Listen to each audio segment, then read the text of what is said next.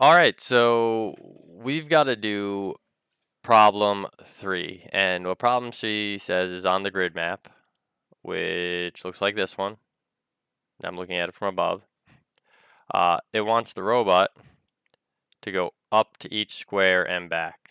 So just like a basketball drill. So it's going to do each square and come back. It doesn't matter how you do this. You could go all the way to the end and come back, and then do this one and come back, or you can go the other way. And it says each square is 200 millimeters. And you have to run this code 5 times. So not only do you have to do it, but you got to do it 5 times. So some hints is each grid is 200 millimeters, and that you can repeat using the control code repeat. So I'm going to show you that. So the first thing we have to do is we have to drive forward and drive back to the starting spots. This is easy. Like just this basic part of the code right here, getting this in and just having it go and do the first box and come back. That's easy.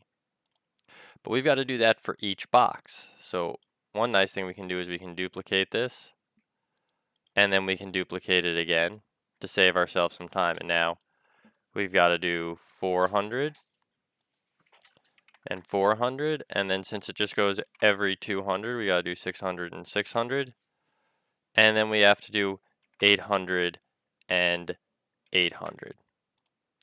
So we can look at this. So it's going to do the first box, second box, third box. So it's going to keep going for all of these boxes, and this is the last box it'll do. What you have to do when you're making your code is you're going to have it continue and go to this box, and then this box, and then this box, and then this box, and this box. And you got to get it to do that for 5 times, and there's 2 ways to do this.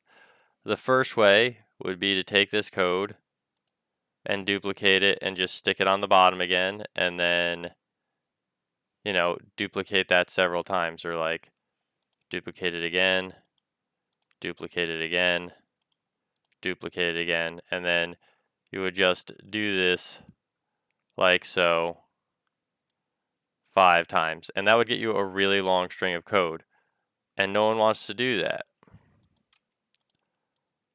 So we're not going to do that. I'm going to go back and get rid of all those duplications. What's easier is to go to the control structure and use a repeat command. So we're going to go to the control structure and use a repeat command. And what this repeat command does, like I'm going to have it repeat twice.